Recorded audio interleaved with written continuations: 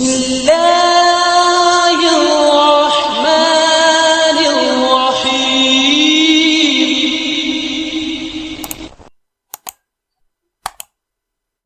الحمد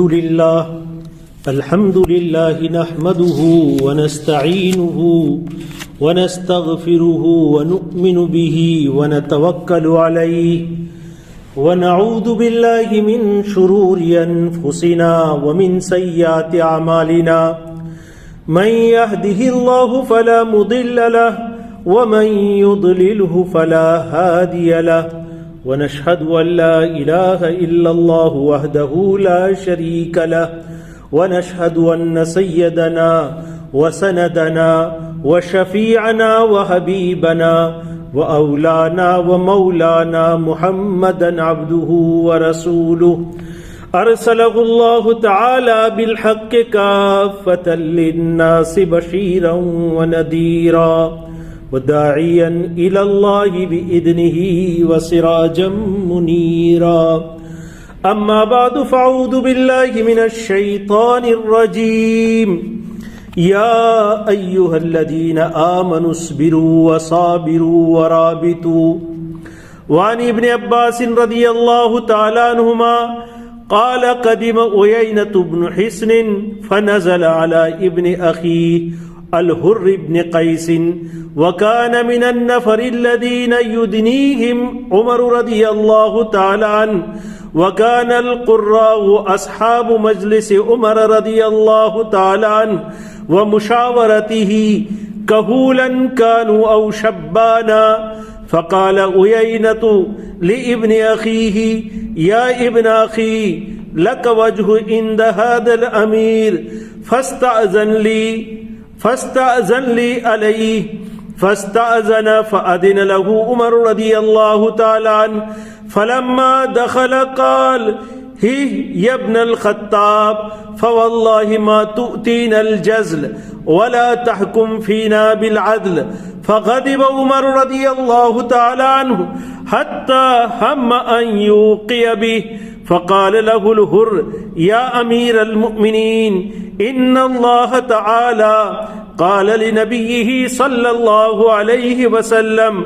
خذ العفو وأمر بالعرف وأعرض عن الجاهلين وأن هذا من الجاهلين. والله ما جاوزها عمر رضي الله تعالى عنه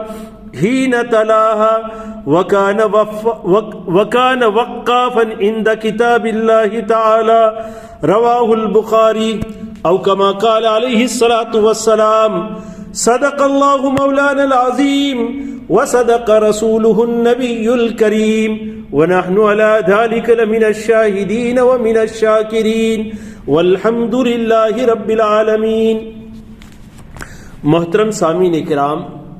یہ ایک حدیث ہم نے ابھی تلاوت کی. حضرت ابن عباس رضی اللہ تعالیٰ عنہ اس کے راوی ہیں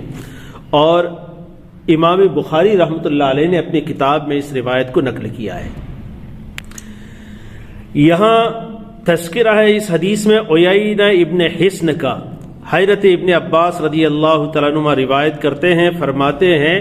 عیینہ ابن حصن یہ اپنے بھتیجے حر ابن قیس، ان کے بھتیجے ہیں عیینہ ابن حصن کے حر ابن قیس، اپنے بھتیجے حر ابن قیس کے یہاں آئے. اور حر ابن قیس جو ہے حضرت عمر فاروق رضی اللہ تعالیٰ عنہ کی زمانہ خلافت میں حضرت عمر رضی اللہ تعالیٰ عنہ کے جو مشیر تھے، جو ان کے قریب رہنے والے لوگ تھے، اس میں سے ایک تھے حضرت حر ابن قیس. تو انہوں نے عیینہ نے اپنے بھتیجے حر ابن قیس سے کہا کہ امیر کے یہاں آپ کا بڑا مقام ہے، آپ کی عزت ہے، تو آپ میرے لیے ٹائم لے لیں، میرے لیے اجازت لے لیں امیر سے، تاکہ میں ان سے ملاقات کروں. تو حضرت حر ابن قیس نے حضرت عمر فاروق رضی اللہ تعالیٰ عنہ سے اپنے چچا کے لیے اجازت لی، اور جب وقت ہوا ان کا اجازت کا تو وہ حاضر ہوئے عیینہ، اور حضرت عمر فاروق رضی اللہ تعالیٰ عنہ سے انہوں نے ملاقات کی. تو ملاقات کرنے پر اور وہاں جانے کے بعد انہوں نے سیدھی یہ بات کہی عیینہ نے کہ لا تحکم ما تؤتین الجزل، کہ آپ ہمیں ہمارا حق نہیں دیتے ہیں، جو ہم کو دینا چاہیے وہ آپ دے نہیں رہے، اور ہمارے درمیان میں انصاف کے ساتھ آپ فیصلہ نہیں کرتے۔ جب حضرت عمر رضی اللہ تعالیٰ عنہ ایک آنے والے آدمی سے اس طرح کی بات سنی تو آپ غصے میں آ گئے۔ ظاہری بات ہے، جو یعنی اس طرح کا کوئی بھی کلام کرے گا تو آدمی اسے برداشت نہیں کرتا۔ آپ غصے میں آ گئے اور آپ نے یہ ارادہ کر لیا، قریب تھا کہ اسے مار دیتے، لیکن وہ جو حضرت حر جو تھے انہوں نے فوراً ان کی توجہ دلائی اور کہا کہ اے امیر المومنین، اللہ تعالیٰ نے اپنے نبی صلی اللہ علیہ وسلم سے قرآن میں یہ حکم دیا ہے کہ خذ العفو وامر بالعرف واعرض عن الجاہلین، کہ آپ معاف کر دیں اور اچھا طریقہ اختیار کریں، اچھی بات کا حکم دیں اور جاہلوں سے اعراض کریں، جاہلوں سے درگزر کریں۔ یہ حکم اللہ تعالیٰ نے قرآن میں حضرت رسول اللہ صلی اللہ علیہ وسلم کو دیا ہے، اور یہ آدمی بھی ایک جاہل آدمی ہے، ان پڑھ آدمی ہے، تو آپ ان کی اس باتوں پر توجہ نہ دیں بلکہ اسے درگزر کریں۔ تو اللہ کی قسم حضرت عمر رضی اللہ تعالیٰ نے جب قرآن کی آیت سنی تو فوراً آپ رک گئے، اور یہ ایسے لوگ تھے جو قرآن کی آیتوں پر قائم رہنے والے تھے، کھڑے رہنے والے تھے۔ اس کو امام بخاری رحمۃ اللہ علیہ نے اس روایت کو روایت کیا ہے۔ یہ عیینہ ابن حصن اپنے قبیلے کے بڑے سرداروں میں سے ہیں، اور یہ وہ ہیں، یہ بھی ایک صحابی ہیں، یہ وہ ہے جو حضرت رسول اللہ صلی اللہ علیہ وسلم کے زمانے میں ایمان لائے تھے، لیکن فتح مکہ کے بعد ایمان لائے تھے، اور فتح مکہ کے بعد فتح مکہ کے موقع پر بڑی تعداد میں عرب کے قبائل اسلام میں داخل ہوئے تھے۔ اس وقت اللہ کے رسول صلی اللہ علیہ وسلم نے جو روسائے عرب تھے، عرب کے بڑے بڑے قبیلوں کے جو بڑے بڑے سردار تھے، یہ حدیث پہلے گزر چکی ہے جس میں اس کا تذکرہ ہم کر چکے ہیں کہ ان سرداروں کو اللہ تعالیٰ، اللہ کے رسول صلی اللہ علیہ وسلم نے تالیف قلوب کے لیے ان کا خیال رکھتے ہوئے ان کو بہت کچھ نوازا تھا، یعنی بہت زیادہ مقدار میں ان کو مال دیا تھا۔ چنانچہ فتح مکہ کے بعد جب ایک اور جو غزوہ ہوا تھا، غزوہ حنین، اس موقع پر اللہ کے رسول صلی اللہ علیہ وسلم نے عیینہ کو بھی تقریباً 100 اونٹ دیے تھے۔ اس کا تذکرہ اس سے پہلے ایک حدیث میں آ چکا ہے۔ تو 100 اونٹ سے ان کو نوازا تھا، یعنی بڑی مقدار میں مال ان کو دیا تھا، اور مال دینے کا ان کو مطلب یہ تھا، مقصد یہ تھا اللہ کے رسول صلی اللہ علیہ وسلم کا کہ بھئی ان کی قوم کے لوگ بھی ان کے ساتھ اسلام کے اندر داخل ہو جائیں، یہ مقصد تھا۔ اس کو کہتے ہیں تالیف قلوب۔ تو اللہ کے رسول صلی اللہ علیہ وسلم نے ان کے ساتھ تالیف قلوب کا معاملہ کیا تھا، لیکن حضرت محمد الرسول اللہ صلی اللہ علیہ وسلم کے دنیا سے پردہ فرمانے کے بعد دوبارہ یہ مرتد ہو گئے تھے،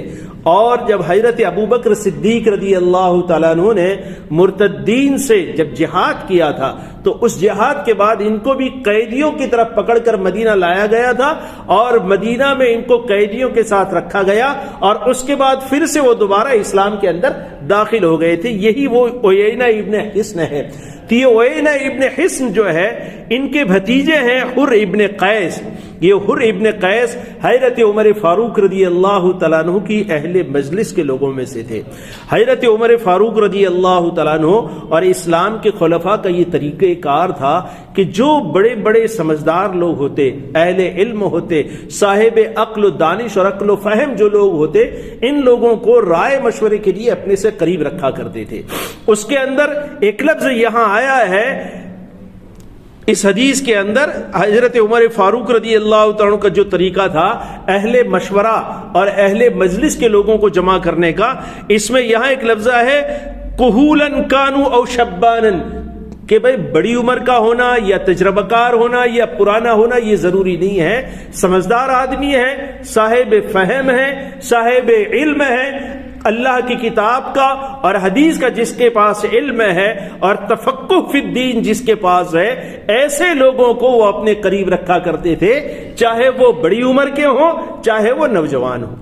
کہول کہتے ہیں 30 کی عمر کے بعد کا جو زمانہ ہوتا ہے وہ انسان کی عمر کا کہول کہلاتا ہے۔ 50 کے بعد کی عمر جو ہے وہ شیخو کا یعنی بڑھاپا کہلاتا ہے، اور 30 سے لے کر 50 تک کی جو عمر ہے وہ کہول عربی کے اندر اس کو کہتے ہیں، اور اس سے کم عمر جو ہے اس کو شاب کہتے ہیں۔ 15 سے لے کر 30 تک کا جو زمانہ ہے وہ شاب یعنی جوانی کا زمانہ ہے، اور پھر 30 سے 50 تک کا جو زمانہ وہ عربی میں اس کے لیے کہول کا لفظ استعمال ہوتا ہے، اور 50 کے بعد کا جو زمانہ ہے اس کے لیے شیخوخت کا لفظ استعمال ہوتا ہے یعنی بڑھاپا۔ تو یہاں لفظ ہے کہولن کانو او شبانن، چاہے وہ بوڑھے ہوں یعنی بڑی عمر کے ہوں، 30 سے اوپر کی عمر کے ہوں یا اس سے کم عمر کے ہو، اس کا خیال حضرت عمر رضی اللہ تعالیٰ کے یہاں نہیں رکھا جاتا تھا، بلکہ دیکھا جاتا تھا سمجھداری کتنی ہے، اس میں تفقہ فی الدین کتنا ہے، قرآن کو کتنا جانتے ہیں۔ اور حضرات صحابہ کرام رضوان اللہ تعالی علیہم اجمعین کی یہاں قرآن کا سمجھنا یا قرآن کا جاننا، آگے ایک لفظ آتا ہے قرہ کا لفظ بھی آیا ہے اس کے لیے کہ حضرت عمر فاروق رضی اللہ تعالیٰ کی وکانو قرہ اصحاب مجلس، یہ لوگ قرہ ہوتے تھے۔ قرہ کہتے ہیں قرآن کے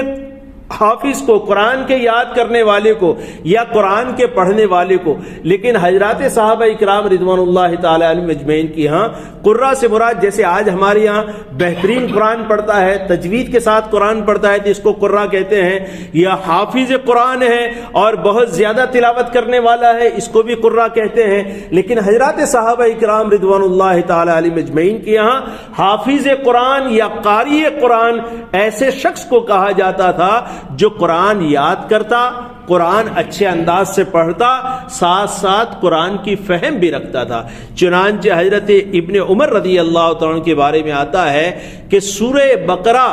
پڑھنے میں تقریباً ان کو 8 سال لگے تھے۔ کتنے سال لگے تھے سورہ بقرہ پڑھنے میں؟ 8 سال حضرت ابن عمر رضی اللہ تعالیٰ، حالانکہ زمانے کے بڑے علماء کے اندر سے وہ ہے، اور وہ بڑے علماء میں سے اسی لیے بنے کہ وہ سورہ بقرہ کے پڑھنے میں 8 سال انہوں نے لگائے تھے، 8 سال میں وہ سورہ بقرہ کو سیکھ سکے تھے۔ تو اس کا مطلب یہ نہیں کہ صرف انہوں نے الفاظ یاد کیے، بلکہ سورہ بقرہ کے معنی کو گہرائی سے انہوں نے سمجھا تھا۔ اور سورہ بقرہ ایک ایسی سورت ہے جس میں اکثر جو احکام جو ہے وہ سورہ بقرہ میں بیان کیے گئے ہیں، مستقل احکامات اس کے اندر بیان ہوئے، اس لیے سورہ بقرہ کے سیکھنے میں حضرت ابن عمر رضی اللہ تعالیٰ کو 8 سال لگے تھے۔ حضرت عمر رضی اللہ تعالیٰ کے سلسلے میں بھی یوں آتا ہے کہ حضرت عمر رضی اللہ تعالیٰ نے بھی سورہ بقرہ کے سیکھنے کے اندر ایک لمبا زمانہ انہوں نے گزارا تھا، حضرت عمر رضی اللہ تعالیٰ نے بھی۔ تو حضرات صحابہ اکرام کی یہاں حافظ قرآن ہونا یا قاری قرآن ہونا یہ ایک بہت بڑی بات تھی، اور اس کے لیے بڑی محنتیں درکار تھی، اور اس سے مراد حافظ ہونے سے یا قاری ہونے سے قرآن کو یاد کرنا، قرآن کو اچھے انداز سے پڑھنا اور فہم قرآن کو حاصل کرنا، یہ ساری چیزیں اس میں مراد تھی۔ تو فرماتے ہیں کہ یہ حر ابن قیس جو ہے وہ قرائے قرآن میں سے تھے، اور حضرت عمر رضی اللہ تعالیٰ کی جو مشاورتی جو مجلس تھی اس مجلس کے ایک فرد تھے۔ یہاں نفر کا لفظ آیا ہے، نفر کہتے ہیں 10 سے کم کی تعداد، 10 سے کم یعنی 1 سے 9 کے اندر جو بڑے بڑے لوگ تھے اس میں سے حضرت یہ حر ابن قیس کا نمبر تھا 1 سے 9 کے اندر۔ تو آپ اس سے انداز لگا سکتے ہیں کہ ان کا مقام اور ان کا فہم اور ان کا تفقہ فی الدین کس درجے کا ہوگا، کس انداز کا ہوگا کہ اتنا سارا مقام انہوں نے حاصل کیا۔ آگے انشاءاللہ اور بھی چیزیں ہیں، آئندہ اس کو عرض کریں گے۔ اللہ تعالی ہمیں بھی قرآن کو صحیح انداز سے پڑھنے کی، اسے سمجھنے کی اور اس میں تفقہ حاصل کرنے کی توفیق عطا فرماوے، اور ہم اگر اس چیز کو نہیں کر سکے، ہماری عمر اگر تجاوز ہو گئی ہے تو کم سے کم ہم یہ ارادے اور عزم کریں کہ ہماری اولادوں کے اندر ہم ان کو قرآن کی تعلیم دیں، صحیح قرآن سیکھیں، قرآن کو یاد کریں اور تفقہ فی القرآن حاصل کریں۔ اس کا ہم عزم اور ارادہ کریں، اس کے لیے اپنی اولادوں کو دین کے کاموں کے اندر لگاویں۔